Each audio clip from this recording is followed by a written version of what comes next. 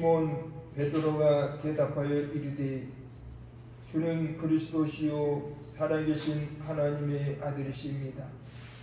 예수께서 대답하여 이르시되 바요나 시몬아 내가 복이 있도다. 이를 내게 알게 하려는 혈육이 아니요 하늘에 계신 내 아버지시니라. 또 내가 내게 이르노니 너는 베드로라. 내가 이 반석 위에 내 교회를 세우리니 음부의 권세가 이기지 못하리라. 내가 이 반석 위에 내 교회를 세우리니 음부의 권세가 이기지 못하리라.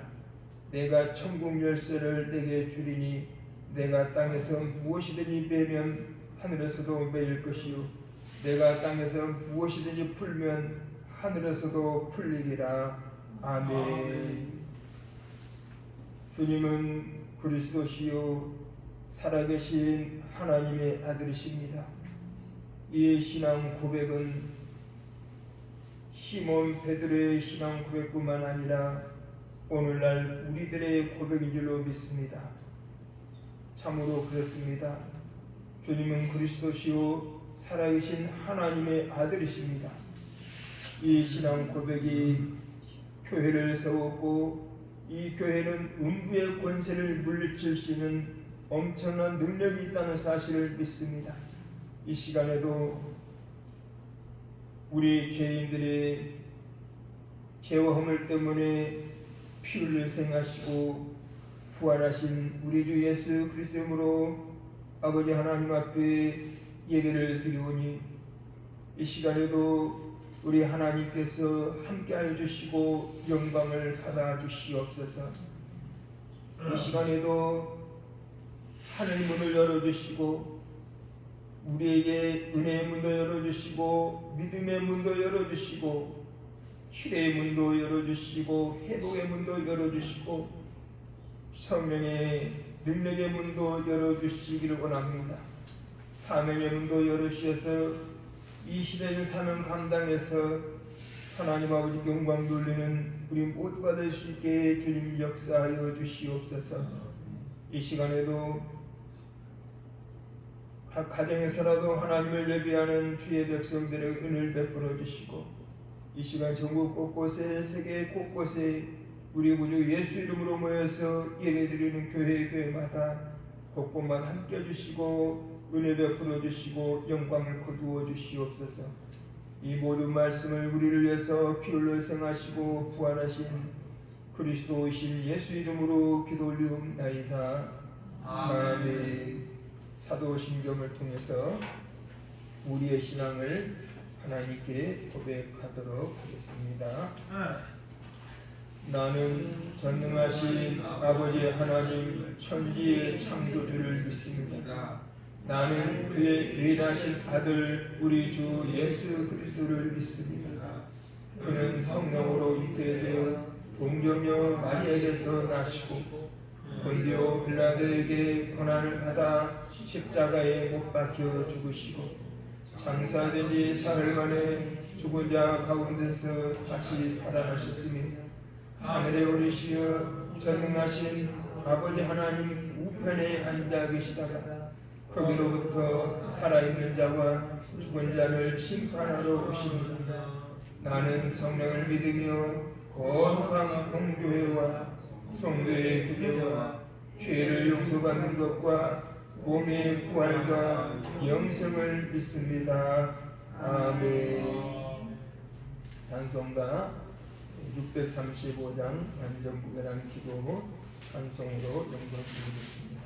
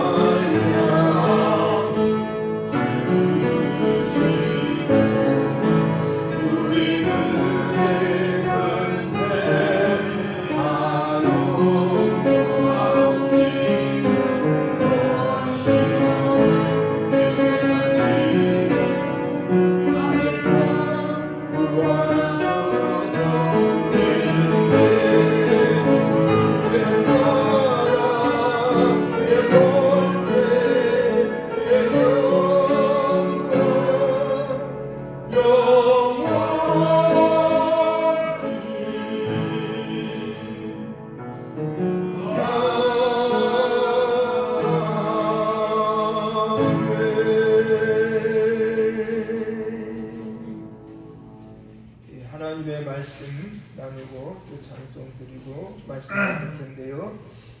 오늘은 사도행전 말씀을 보겠습니다. 사도행전 1장 15절부터 마지막 26절까지 자리에서 일어서서 교독하도록 하겠습니다. 12절부터 보겠습니다. 제가 먼저 읽겠습니다. 제자들이 감람원이라 하는 산으로부터 예루살렘에 돌아오니 이 산은 예루살렘에서 가까워 안식일에 가기 알맞은 길이라. 그러나 그들이 요한이 다락방으로 올라가니 베드로, 요한, 야고보, 안드레와 둘이 도마, 바돌로메, 마테와 및 알페오의 아들 야고보, 셀로이 시몬, 야고보의 아들 유다가 다 거기 있어. 여자들과 예수의 어머니 마리아와 예수의 아우들과 더불어 마음을 같이하여 오로지 기도에 힘쓰더라. 모인 그리스도가 약 120명이나 되더라. 그의 베드로가 그 형제들 가운데 일어서서 이르되, 형제들아, 성령이 다윗의 입을 통하여 예수 잡는 자들의 길잡이가 된 유다를 가리켜 미리 말씀하신 성경이 응하였으니 마땅하도다. 이 사람은 본래 우리 수 가운데 참여하여 이 직무의 한 부분을 맡았던 자라. 이 사람이 불의의 삭스로 밭을 사고 후에 몸이 곤두박질하여 배가 터져 창자가 다 흘러나온지라. 이 예루살렘에 사는 모든 사람에게 알려져 그들의 말로는 그 밭을 아겔라마라 하니 이는 피밭이라는 뜻이라. 시편에 기록하였을 때 그의 거처를 황폐하게 하시며 거기 거하는 자 없게 하소서 하였고, 또 일렀으되 그의 직분을 타인이 취하게 하소서 하였도다. 이러므로 요한의 때로부터 우리 가운데서 거룩하신 날까지 예수께서 우리 가운데 출입하실 때 항상 우리와 함께 다니던 사람 중에 하나를 세워 우리와 더불어 예수께서 부활하심을 증언할 사람이 되게 하여야 하리라 하거늘. 그들이 두 사람을 세우니 하나는 가사바라고 하고 별명은 율수라고 하는 요셉이요 하나는 마티아라. 그들이 기도하여 이르되 무사람의 마음을 아시는 주여, 이 두 사람 중에 누가 주님께 택하신 바 되어 공사와 이 사도의 직무를 대신할 자를 보시옵소서. 유다는 이 직무를 버리고 제국으로 갔나이다 하고. 다 같이 읽겠습니다. 제비보가 마띠아를 얻으니 그가 11살의 들어가니라. 아멘. 자리에 앉아주시기 바라겠습니다. 먼저 찬송함부터 드리고 말씀 나누겠습니다. 159장입니다.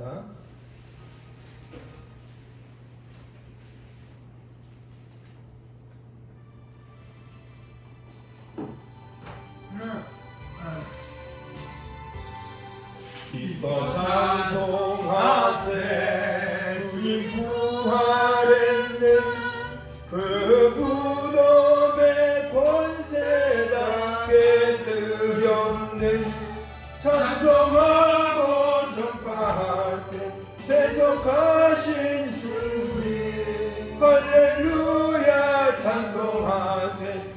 다시 사셨도다 기뻐 찬송하세 밝은 빛이 왔네 그 어둠의 권세가 다 이기셨네 찬송하고 전파하세 대속하신 주님 할렐루야 찬송하세 다시 사셨도다 기뻐 찬송하세 주님 피를 흘려 그 성량할 값을 다 치르셨네 찬송하고 전파하세 대속하신 주님 할렐루야 찬송하세 다시 사셨도다 기뻐 찬송하세 죄 사했으니 그 속죄한 은혜다 찬송하세 찬송하고 전파하세 대속하신 주님 할렐루야 찬송하세 다시 사셨도다. 아멘. 네, 오늘은 본문의 말씀을 중심으로 해서 교회 시작의 모델 이런 제목의 말씀으로 우리 주님의 뜻을 함께 나누면서 우리가 함께 기도하고 교훈을 받고자 합니다. 제목을 한번 따라서 해보실까요? 교회 시작의 모델. 오늘날 그 목회자들이 개척교회로 시작을 하잖아요. 그런데 개척교회에서 부흥성장하는 것이 실제적으로 쉽습니까? 어렵습니까? 실제적으로 굉장히 어렵습니다. 그래서 목회자들이 혼자서 시작을 했다가 나중에 이제 지치고 교회 부흥성장이 뜻대로 안 되니까 지치고 우울증에 걸리고 또 생활고에 시달리고 등등 이 개척교회 목회자들의 그 생활이 굉장히 어려운 것을 우리가 보게 되는데요. 그런데 성경에 교회의 부흥성장이 아주 굉장히 쉬운 방법을 제시해 주셨어요. 성경에. 그런데 오늘날 목회자들이 그렇게 하지를 않는다는 것이죠. 근데 이제 오늘 이 말씀이 우리 교회에 아주 굉장히 중요한 그 하나의 교훈이 될 수도 있습니다. 우리 교회뿐만 아니라 한국교회, 더 나아가 세계 모든 교회에 아주 중요한 교훈이 담겨 있거든요. 오늘 혹시 우리 교회 이 예배당에 나오지 못하고 가정에서 예배 드리고 있는 분들은 꼭 이 말씀을 시간 나면 한번 들어주시고 그래서 거기에 한번 나름대로의 의견을 한번 펼쳐주셨으면 참 좋겠다 이런 생각이 듭니다. 그러니까 교회 부흥성장의 방법이 너무 쉽게 나와 있는데 그거를 목회자들이 안 하는 거예요. 그걸 안 해요. 여기서 이제 본문의 말씀을 가만히 보면은 한번 찾아보세요. 과연 어떤 내용이 아주 쉬운 방법일까? 어떤 분은 여기 보니까 14절에 보니까 오로지 기도에 힘쓰더라. 이 내용으로 아마 또 그 포인트를 잡을 수도 있어요. 물론 맞습니다. 그런데 실제 오늘날 개척교회 목회자 얼마나 기도 많이 하시는지 아십니까? 제 친구 목사는 뭐 5-6시간 꼼짝없고 하루에 기도하는 분도 있어요. 그런데 실제적으로 부흥성장이 뜻대로 안 되잖아요. 오늘날 얼마나 개척교 목회자들이 기도 많이 하는지 아십니까? 오히려 큰 교회 목회자들은 외부 활동이 많아가지고 기도할 시간이 별로 없어요. 개척교 목회자들은 시간이 남는 게 시간이에요. 그러니까 얼마나 기도 많이 하겠어요. 그런데 실제적으로 교회 풍성량이 안 되잖아요. 왜 안 되느냐? 그러니까 물론 기도가 중요하지만은 더 여기서 중요한 내용이 있는데, 여기 13절이 오늘 말씀 포인트가 됩니다. 13절. 우리가 평소에는 그냥 지나갔었어요. 평소에는. 그런데 13절 한번 같이 읽어볼까요? 자, 시작. 들어가 그들이 구하는 다락방으로 올라가니 베드로, 요한, 야고보, 안드레와 빌립, 도마와 바돌로메, 마테오와 및 알페오의 아들 야고보, 셀로신 시몬, 야고보의 아들 유다가 다 거기 있어. 베드로를 위시해서 11명의 예수님의 제자들이 마가의 다락방에 모여 있더라는 것입니다. 그리고 이 사람들이 이제 기도하기 시작하는데, 이 예수님의 제자들을 중심으로 해가지고 120명 정도의 교인들, 15절에 모인 무리의 수가 약 120명이나 되더라. 120명. 그리고 나중에 어떤 내용이 펼쳐지게 되냐면은 12명 제자 중에서 한 명이 낙오가 됐잖아요. 여러분 잘 아시는 가롯 유다, 가롯 사람인 유다. 이 유다가 잘못되었기 때문에 이 유다의 빈자리를 채울 제자가 필요한 거예요. 그래서 시편에 109편 8절에도 보니까 그 배신자의 그 자리를 여기 20편에 보면 시편에 기록하였을 때 그의 거처를 황폐하게 하시면 그 안에 얻게 하소서 하였고, 또 이래서 그의 직분을 타인이 취하게 하소서. 109편 8절에 보면은 그의 연수를 짧게 하시며 그의 직분을 타인이 빼앗게 하시며, 그러니까 다윗이 미리서 예언을 했어요. 가롯 유다가 예수님을 배반하고 그의 직분을 이제 타인이 빼앗게 된다라는 것을 예언을 했는데, 그 예언이 성취가 됐잖아요.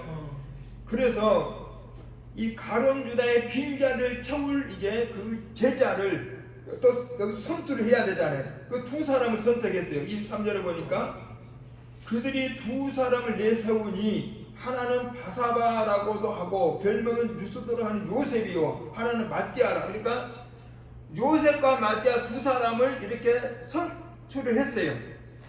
추천을 받아서 두 사람이 추천을 받았는데, 여기서 그 투표를 했으면은 이 투표라는 방식이 좋은 방식은 아니거든요.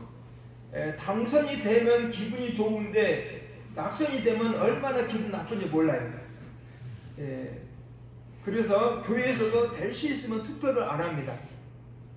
사람 선택할 때는, 직분을 선택할 때는 어느 교회는 이제 장로 권사 세울 때 교인들에게 투표하게 해가지고 거기서 높은 투표가 된 사람만 선출이 되고, 떨어지면은 직분이 안 주어지거든요.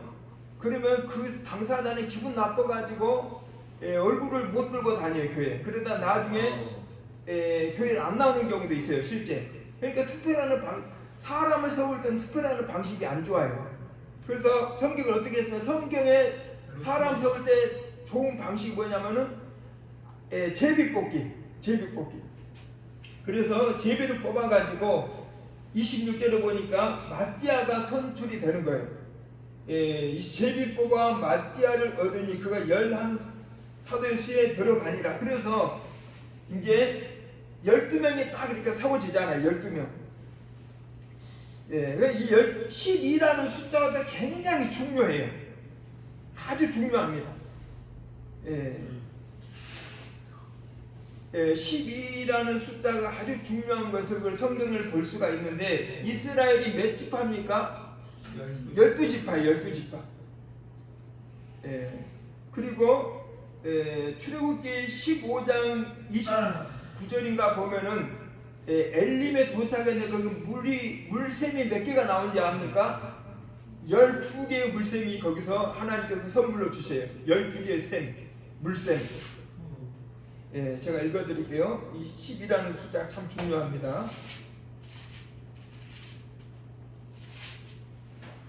27절에 보니까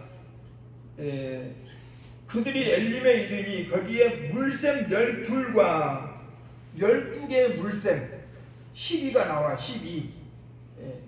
그리고 예수님께서 오병이어 역사를 일으키시잖아요. 떡 5개와 물고기 2마리로 5,000명이 넘는 사람들을 배불리 먹인 다음에 남은 광주리가 몇 개죠? 12광주리. 12광주리. 그렇다. 예수님도 제자들을 몇 명 선택하셨습니까? 12명. 12명. 그래서 이제 가룟 유다가 나고 되니까 그 자리를 이제 제비뽑아가 맞대고 세워 12명이 세워진 거예요. 12명.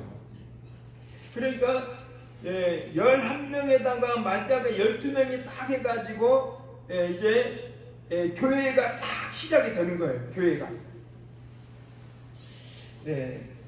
그래서 저는 이전에 2019년도인가 이 말씀을 깨닫고 교회는 단독 목회하는 것이 아니라 12명이서 같이 해야 되는구나 이걸 깨달았어요. 아마 전에 제가 그 광고 말씀을 드렸던 것을 아마 기억하실 분들이 계실 거예요.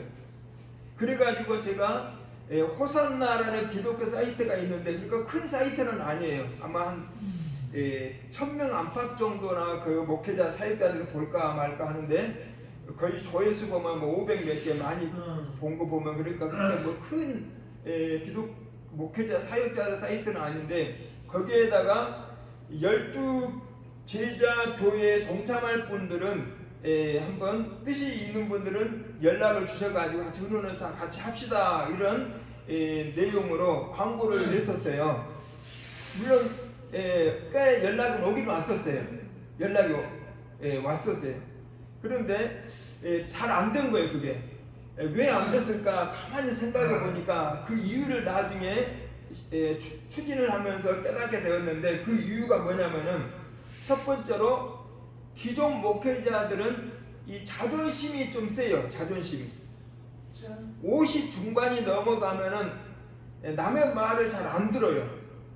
우리가 사회복지 실습생들을 보면은 젊은 층들은 얘기하면 잘 따르는데 나이 좀 먹고 50 중반 넘어간 사람들은 자꾸 이의제기하고 뭐 불만을 표시하고 그런 거 보면서 야 나이 먹으면 사람들이 머리가 커가지고 누구 말을 잘 듣지 않으려고 하는구나.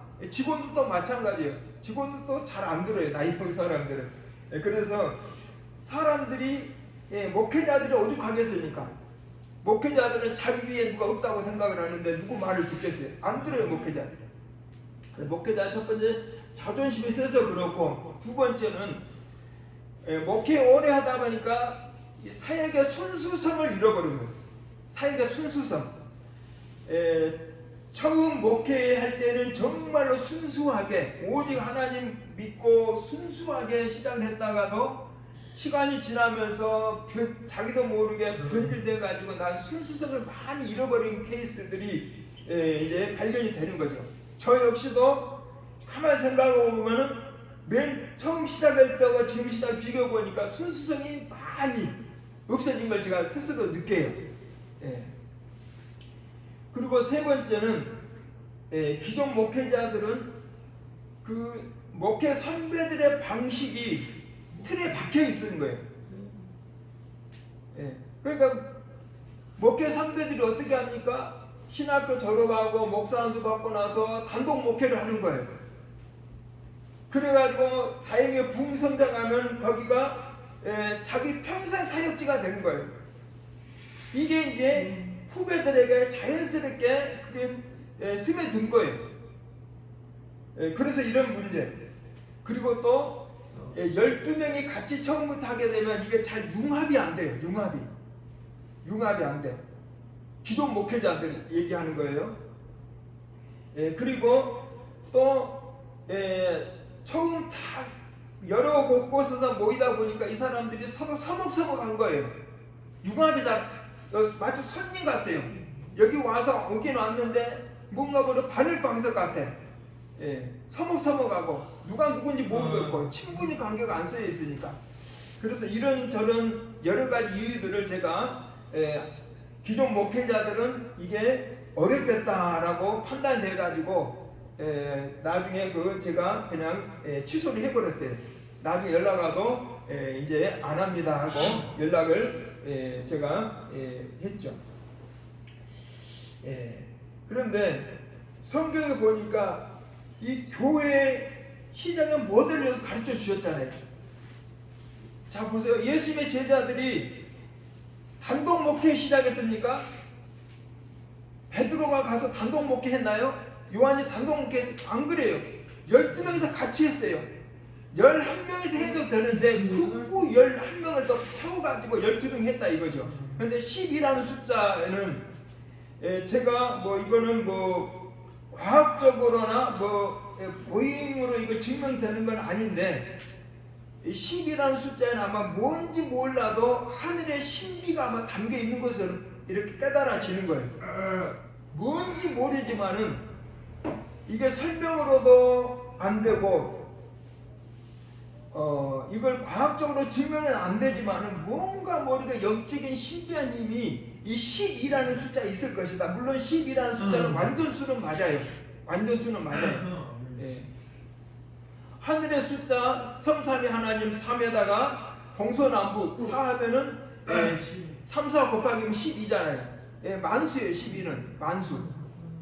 만수. 이제 완전수죠. 그러니까 완전수는 맞는데 여기에도 뭔가 그러니까 이집트의 피라미드라는 그 구조물에도 뭔가 신비한 힘이 있다고 그러잖아요. 나름대로 그래서 사실 이름에도 신비한 힘이 사실 있긴 있어요. 그래서 하나님께서 아브라함이라는 이름을 아브라함이라고 이름을 고쳐주시잖아요. 사례를 사라라고 바꿔주시고 개명도 해주시잖아요. 그리고 야곱을 이스라엘이라고 이렇게 개명해 주시잖아요. 그러니까 이름에도 나름대로 그 신비한 힘이 있는 거예요. 그래서 그거를 철학자들은 또 장면 같은 것도 하고 그러는데 우리 기독교인들은 그럴 것이 할 것이 아니라 하나님께 기도하면서 이제 이름을 지으면 되긴 되는데 일단 이 10이라는 숫자가 신비한 힘이 있다는 거예요. 그래서 이 교회 개척은 사역자들이 12명이 같이 모여서 하면 이거는 풍성장하는 거는 이거는 아주 쉬운 일이다. 성경에 가르쳐 주셨기 때문에 성경에 찬송하고 드리고 또 말씀 나누겠습니다. 208장입니다.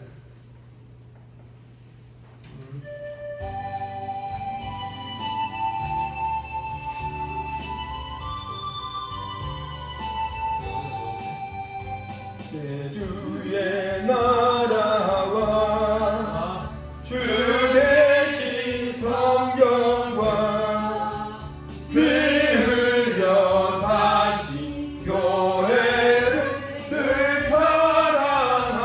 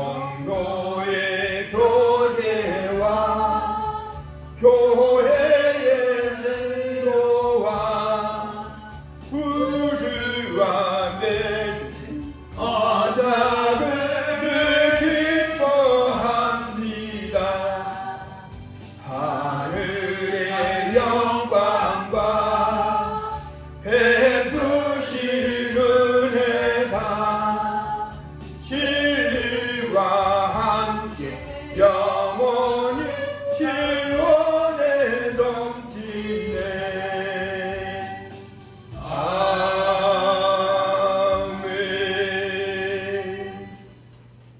자, 예수님의 제자들이 혼자서 단독 목회한 것이 아니라 몇 명이 같이 했다고요? 12명이 같이 했다는 거 우리 성경을 통해서 보았죠. 그래서 제가 12명이 목회를 시작하면 어떤 점들 유익할까? 제가 보니까 한 38가지 정도로 제가 찾아냈는데 여기서 몇 가지만 제가 한번 소개를 해보려고 합니다. 첫 번째로 12명이 사역자들이 같이 하는 것은 먼저 성경적이다. 성경적. 성경적이다. 초대교회가 12제자로 시작이 됐죠.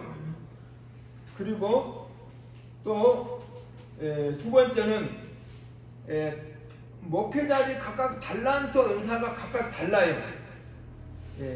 그래서 이 혼자서 목회를 하다 보면 이게 전천후 만능이 돼야 되는데 부족하잖아요.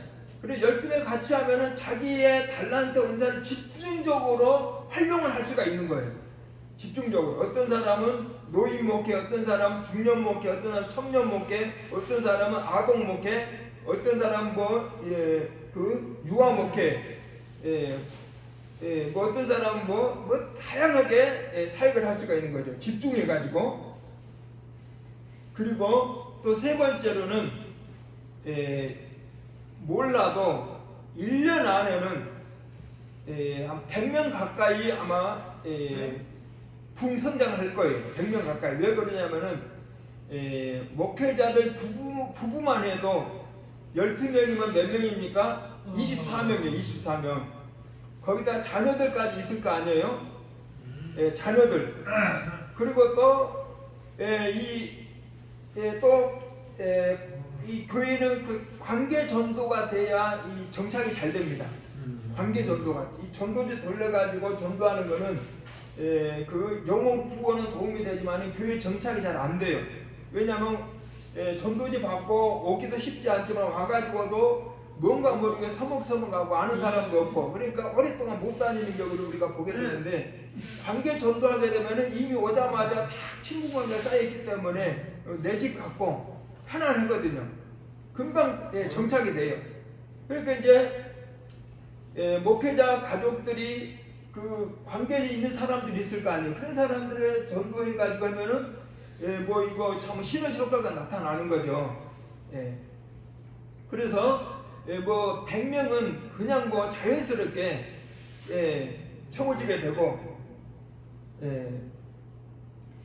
그리고 이제 사실 12명에서 또 각각 담임이 돼버리면 안 돼요. 지도자는 한 명이 돼야 돼. 한 명이. 자, 태양이 몇 개입니까? 하나님께 몇 개 만들어요? 한 개를 만들어요. 태양이 두 개면 어디에다 맞출지 몰라요. 혼선을 일으켜요. 혼선을. 그래서 사공이 많으면 또 배가 어디로 간다고 그러죠? 산으로 간다고 그러잖아요. 그러니까 지도자는 한 명이 돼야 돼요. 그래서 예수님도 12명의 제자 중에 지도자 한 명을 세워주셨잖아요. 누굽니까? 베드로예요. 베드로. 바요나 시몬은 내가 복이 있도다. 그래서 베드로에게 그 겸손한 권한을 주자. 그래서 여기 보니까 12명의 제자 중에서 첫 번째 나온 제자가 베드로가 먼저 지칭이 돼요. 베드로가 수제자가 되는 거죠. 베드로가 초대교회는 지도자가 되는 거예요. 그런데 이제 12명에서 같이 모이다 보면 현실적으로 누가 이제 지도자가 되긴 돼야 되는 예수 하나님께서 직접 딱 선택해 주시는 것도 아니고 그 이제 목회하다 보면 처음에는 이제 제비뽑기식으로 하다가 얼마 정도 이제 시간이 지나 보면 자연적으로 거기서 가장 영향력 있는 사람이 나오게 되는 거죠. 그러면은 그 사람은 이제 3년 정도 임기를 준다든가 이제 규칙을 세워가지고 그 이제 3년 지나면 또 재선출을 하고 이런 방식으로 제가 아는 어느 교회는 5년 되면은 무조건 교회를 떠난대요. 담임으로 청빙 받아가지고. 그것도 괜찮은 것 같아요. 오늘날에 이 한국 교회가 어떤 게 문제냐면은 한 번 담임 목사가 되면은 그냥 끝까지 하는 거예요. 끝까지. 15년 이상 심우하면은 원로 목사까지 제도가 있어가지고. 그런데 그러다 보니까 이제 사회적으로 볼 때 이게 안 좋게 보이는 거예요. 그리고 담임 목사 보면 뭐 그냥 제왕적이에요. 뭐 제왕적. 부목사들 그냥 뭐 자기 몸좀 부리듯이 부려먹고 뭐 이런 얘기까지 제가 참 죄송합니다만은 어쨌든 지도자는 한 명이 돼야 되는데 이제 제비뽑기 해가지고 3년 정도 딱 기한을 임기를 주고 또다시 재선출해가지고 또다시 3년 정도 이렇게 하면은 좀 뭐랄까 견제도 되면서 건전하게 건강하게 교회가 살게 될 수가 있겠다. 설거 역시도 순건전하면 좋겠고 이 시대에 꼭 필요한 교회 개척 사역이고 혼자 하면은 지칠 수가 있지만 서로가 동력하면은 힘 있는 목회가 될 수가 있고 그리고 또 이 목회자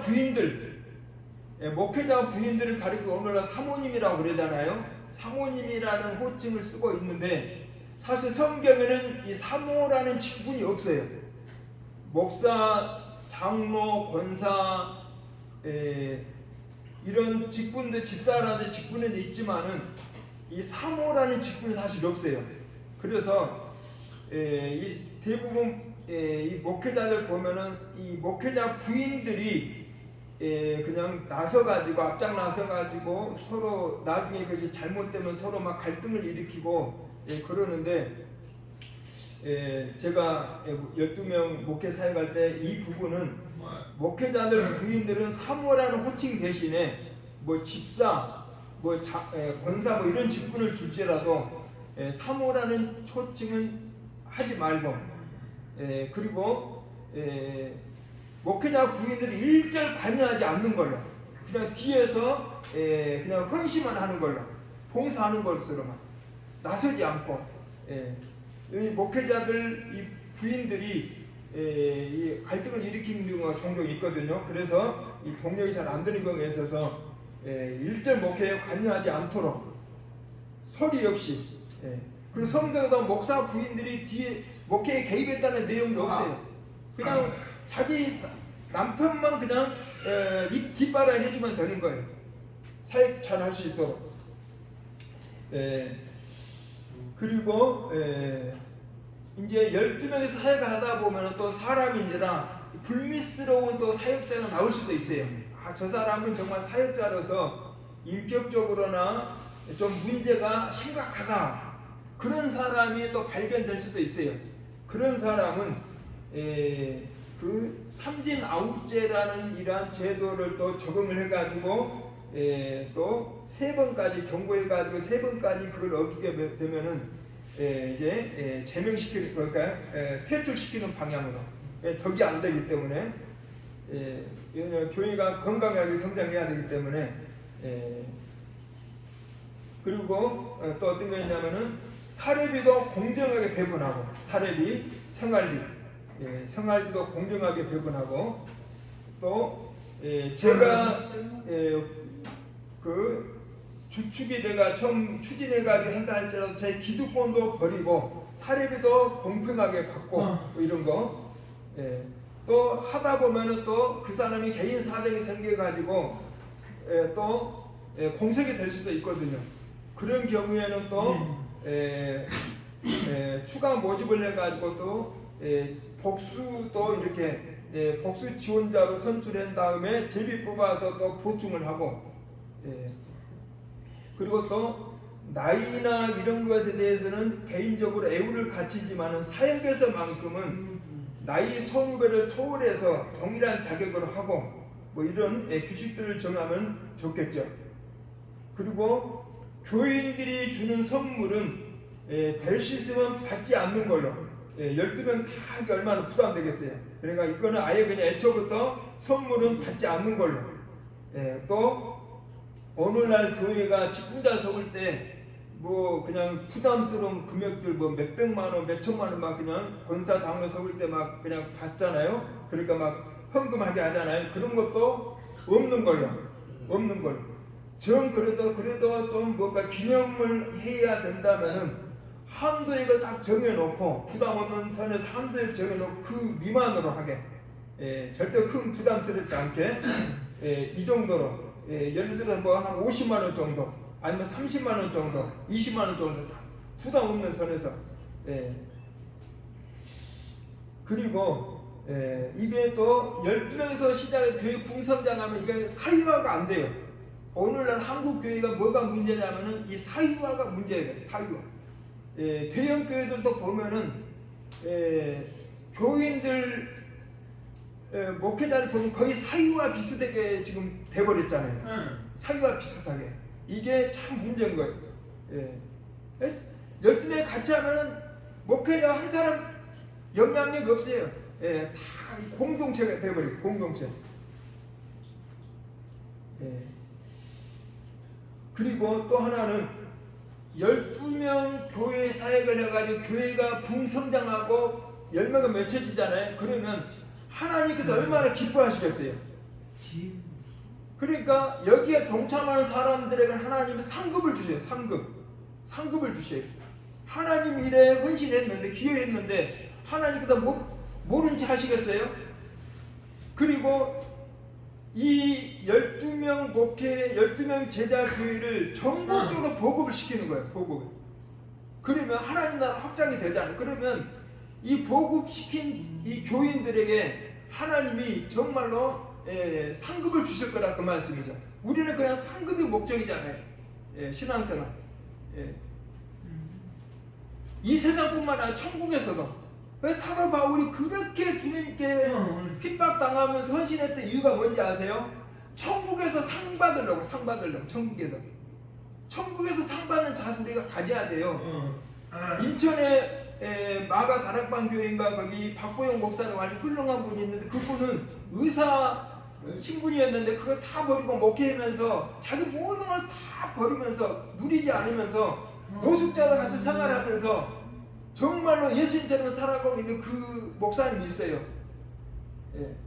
그분이 왜 그런지 아십니까? 하늘의 상급 바라보고 그러는 거예요. 이 세상에서는 잠깐 누리는 것보다 하늘에서 영원한 상급을 내가 받아보면서 그래서 그분이 그렇게 예수님처럼 바울처럼 사는 거예요. 그러니까 이 12명 제자는 진짜 좋은 제도잖아요. 성경에 나와 있잖아요. 성경에 나와 있는데 그러면 어떻게 해야 될 것인가? 제가 그러면 기존 목회자들은 안 된다는 아까 말씀을 드렸잖아요. 기존 목회자는 안 되는데 그러면 어떻게 해야 되느냐? 이 방법이 있어요. 목회 초년생들 위주로 목회 초년병들 목회 초년병들인데 이 사람들도 어떻게 하냐면은 여러 곳에서 뭐 다양하게 모인 사람들이 아니라 어느 신학교 출신들 한 곳에 그 동문들 신학교 동문들이 이미 다 그 친분 관계가 친구 관계가 형성이 돼 있거든요. 그 사람들은 그냥 뭐 편해요. 서로가. 그래서 서로 잘 알아요. 이미 3년 동안 몇 년 동안 같이 공부를 했기 때문에 신학교에서. 그 사람들 그러니까 신학교에다 광고를 내는 거죠. 그런 신학교에다가 그래서 저까지 하면 12명이 되겠죠. 저도 기득권 처음 말씀드린 기득권 버린다고 그랬죠. 같은 자세로 한다고 그랬죠. 후배 자세로 같은 입장에서 그러면 이 사람들은 순수해. 목회 이제 시작을 하기 때문에 그리고 융합도 잘 되고 자존심도 없고 이 사람들은 그래서 이 사람들이 이제 모아서 하면은 가능하겠다 그런 말씀이 이제 그런 생각이 드는 거죠. 그러면 이제 그렇게 되려면 그런데 그렇게 우리 교회가 어느 정도 뭔가 구성이 돼야 돼. 근데 우리 교회들이 뭐 많은 숫자가 있는 것도 아니고 재정력이 뭐 괜찮은 것도 아니고 교회당이 뭐 있는 것도 아니고 그러니까 이제 이게 어려운 거예요. 근데 이거에 대해서 제가 막 기도하는 가운데 있는데 이것도 하나님께서 해결해 주실 거라고 믿고 있어요. 이것도 이제 해 주실 거예요. 그래서 지금도 어느 정도 하면은 어느 정도는 가능하긴 해요. 지금도 어느 정도 생활비를 줄 정도는 되니까.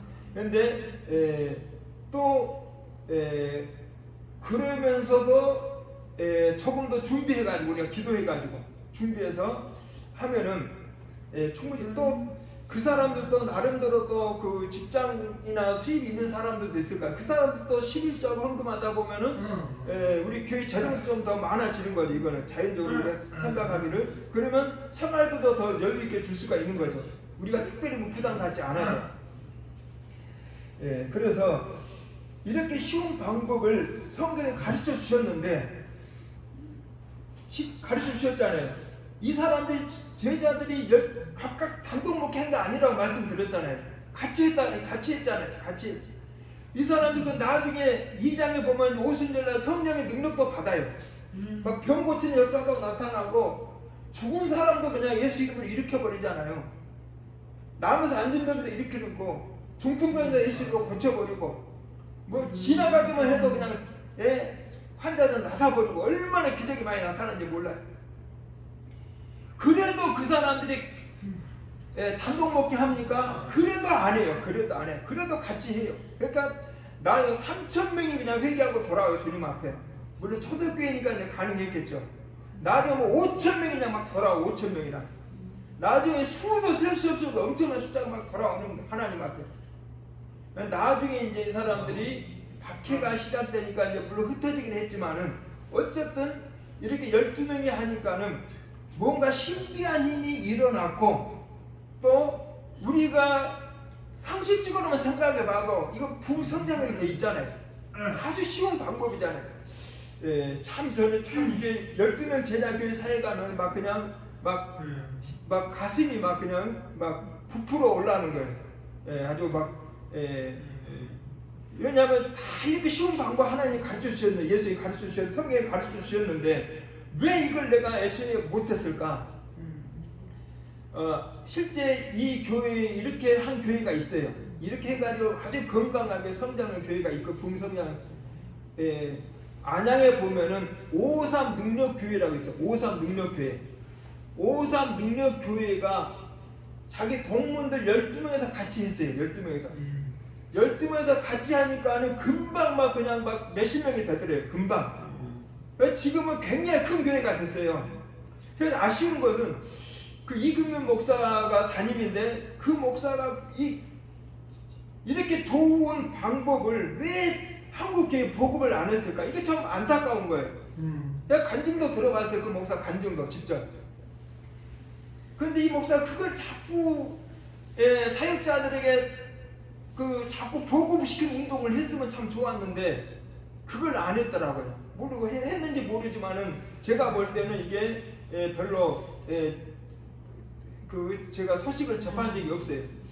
그래서 이 12명 제자교는 진짜 훌륭한 건데 한번 여러분들 뜻이 계시면 그럴 때 이것도 제가 또 그냥 강제로 밀고 나갈 수 없잖아요. 우리 교인들이 이미 있기 때문에 우리 교인들의 의견도 수렴해가지고 우리 교인들이 반대만 하지 않으면은 뭐 지지만 그래도 반대만 하지 않으면 같이 좀 힘을 합쳐서 이 교회에 이렇게 일해 나가면 하나님이 기뻐하시고 상급도 주시고 하나님이 얼마나 영광 받으실까.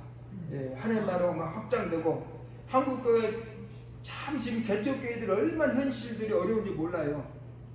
아까도 말씀드렸죠. 혼자 사다가 지치고 우울증 걸리고 목회자 부인들은 그냥 생활고에 시달려가지고 식당이고 어디고 가가지고 돈 벌어가지고 우울증 걸리고 얼마나 심각한지 몰라요. 왜 12명 교회에 이렇게 시작이 성경 가르쳐 주셨는데 이거 안 했냐 이거죠. 저도 몰랐으니까 그동안. 왜 얼마 전에 이거 깨달아진 거예요. 기존 목회자들이 했는데 안 돼요. 그래서 동문들 위주로 해야 되겠구나. 순수한 사람들 위주로. 그래서 이제 우리 전도사님하고 저하고는 이제 이미 형성되어 있기 때문에 이제 10명만 이제 합치면 되는 거죠. 10명만 합치면. 그 12명이 되는 거잖아요. 10명을 이제 어떻게 동문들, 아주 목회 초년병들, 어쨌든 여러분 기도해 주시기 바라겠고요. 우리가 사명만 가지고 한번 이거를 기도하면서 해주면 좋겠다라는 생각이 듭니다.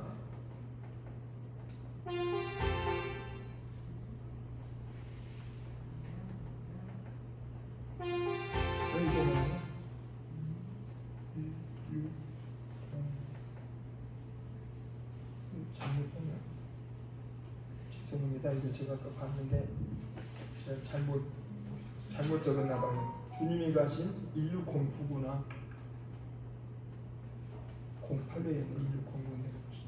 사명 부르겠습니다.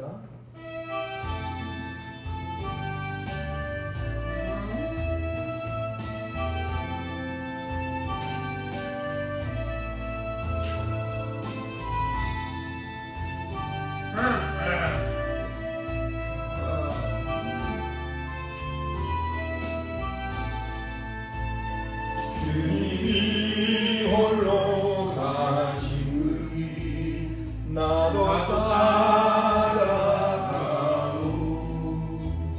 모든 물과 피를 흘리시 그 길을 나도 가오.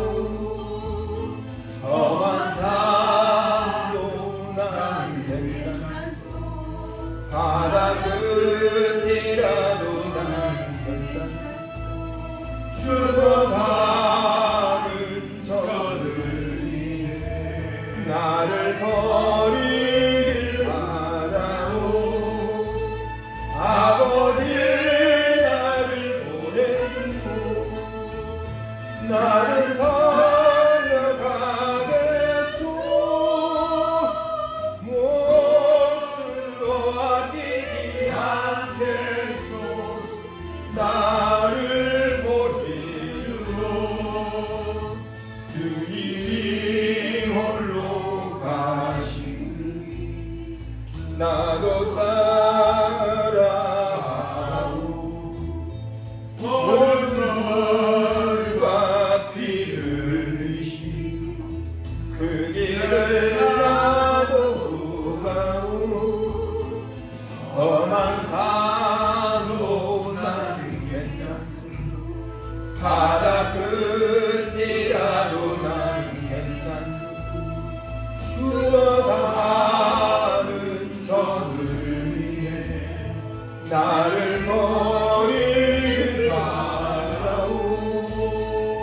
세상이 나를 미워해도 나는 사랑하겠소.